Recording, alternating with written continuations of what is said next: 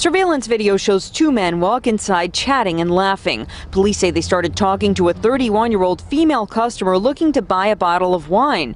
Police say she rejected their advances inside the store on West 128th Street near St. Nicholas Avenue. But when she walks out, you can see the two men follow and others also appear. Police say they kicked her multiple times and one even bit her on the forehead. Police say the victim suffered a bite mark with broken skin to her face, pain and bruising, and was taken to NYC Health and Hospitals Harlem in stable condition.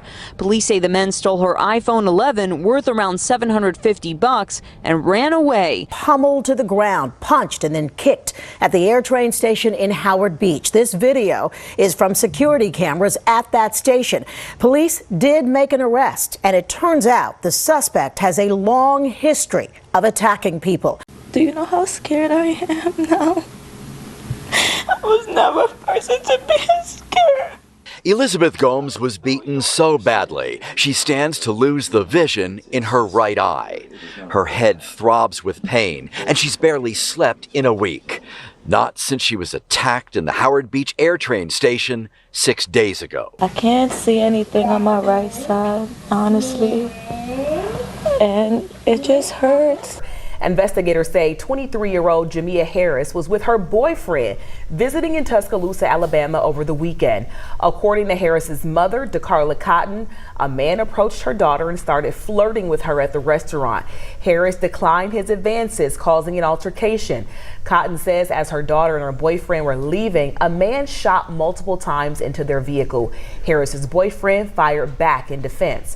Authorities say Miles, along with the second suspect, are both charged with capital murder.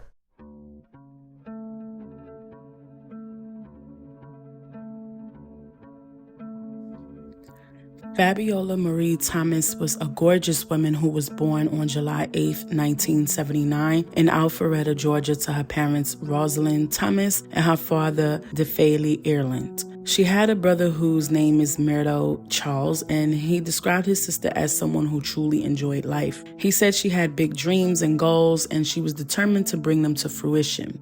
She was described to be hardworking, generous, and took care of the people around her. She also appeared to love to get creative, wearing beautiful bright colors in her makeup routine, not shying away from the vibrant hues against her striking features as a stunning black woman with deep brown skin. And she would show off her well-organized vanity on her Facebook page. It also seemed that she had a passion for puffing on Cuban cigars, as she had several posts of that on her social media page as well. And Fabiola seemed to just be a woman of means who was navigating her adult life on her own terms. Unfortunately, her life would be cut short with her family learning of her untimely demise a whole week after she was already gone. It was approximately 8:40 a.m. on a calm spring Saturday morning on June 8, 2019, when Fabiola's roommate walked into the bathroom of their home in the Atlantic Newtown apartments off Ashley Forest Drive in Roswell, Georgia, when he saw 39-year-old Fabiola's body, still dressed in pajamas, laying in their bathtub. Her roommate, realizing something was terribly wrong, immediately called 911 and, in a hysterical, frantic state of mind, begged for police to come to their apartment to see what was going on with her, saying, quote unquote, something really bad has happened.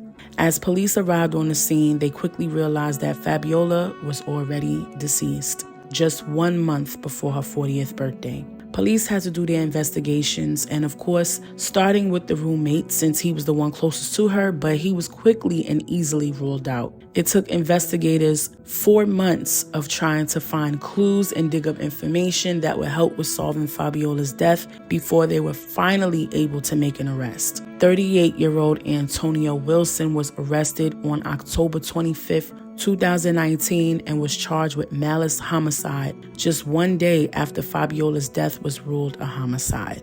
Her cause of death was asphyxiation. Fabiola was strangled to death in her own apartment. So who was Antonio to Fabiola? Well, you see, it was just in 2019 that Fabiola decided she wanted to put herself out there and start dating, but in a way that we're all familiar with, which is online dating. She joined the popular dating app Plenty of Fish, which is how she met Antonio Wilson. And she and Antonio had been dating for a very brief amount of time before Fabiola realized, like, you know what? this guy just isn't for me.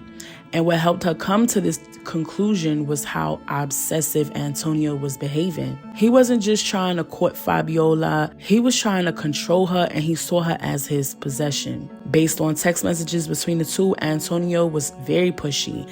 He spammed her messages with text after text, trying to convince Fabiola that she needed to be with him. He told her all the things that his money could buy for her, including an engagement ring that he bought for her and showed to her. This was overbearing for Fabiola. She just met this guy, so she pretty much went off on him and told him, like, look, I don't care about your money. I don't care about no ring. I don't want to be with you. I don't want your ring. I'm not your lady. You're not my man. Stop claiming me because I never claimed you. And, you know, like, just telling him to move on. And one of her texts read, quote, "You crazy. I don't want nothing from a man I barely communicate with. Jewelry, money don't mean nothing to me if you don't know who I am." End quote. She ultimately ended up unfriending Antonio on a dating app, feeling like she finally got rid of him once and for all. Well, this type of rejection was too much for Antonio to bear. So on the morning of June 8th, 2019, just one day after Fabiola removed him from her friends list on the dating app, sometime after Fabiola was seen outside walking around her vehicle in the parking lot at about 7:30 a.m. is when Antonio pulled up to her residence. And as she was in her pajamas getting ready for work, Antonio broke into her home while she was unsuspecting and strangled her until she took her last breath, and then him fleeing the scene once he was done. This was when her roommate found her in the bathtub unresponsive, but reports don't specify if he was home asleep or just coming home when he found her. Now, at this point, if you're making assumptions like, oh, she must have smashed that guy, oh, you know, she wanted to use him for money, she must have told him where she lived, Stop all the drama right now, because that ain't even how that happened. Fabiola clearly wasn't using him for money, as she already let him know, like, I don't care about your money, I don't want no rings, I don't want jewelry, I don't want none of that stuff if you don't even know me. Obviously, he didn't even know her and was doing too much, and she was uncomfortable with that. And she actually never showed that man where she lived, never had him at her house, nor had him pick her up or drop her off at the house. None of that. Fabiola actually took the precautions that she needed to by only meeting up with him at public places away from her home. And sometimes she even would have him pull up to the driveways of her friends' cribs so that just in case anything, she would be right there in their driveway and they would be able to, you know, help her if God forbid something. And anytime she went out on a date, she always was sure to share her location with her friends. Like I said, just in case, you know, taking necessary precautions that you would think would be all that you need when meeting somebody online. So she did all that she could do on her part to make sure that this man at least ain't know where she lived. But Antonio was able to locate her despite all of that by simply stalking her and searching up her information. And this is something that we've all heard that happened so many times to other people. So it's not foreign for such a thing to occur.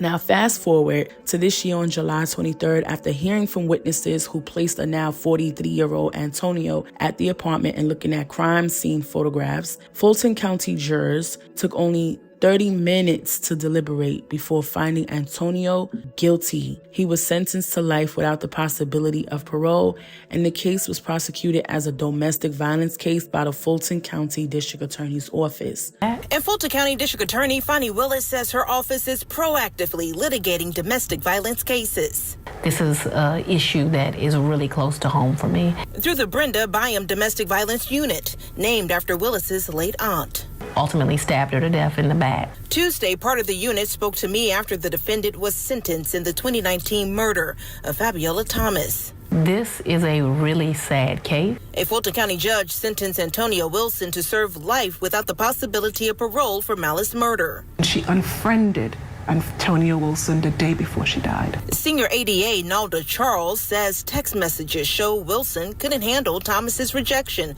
towards him before strangling her inside of her Roswell apartment. Investigators discovered Thomas and Wilson had only dated briefly after meeting on a dating app.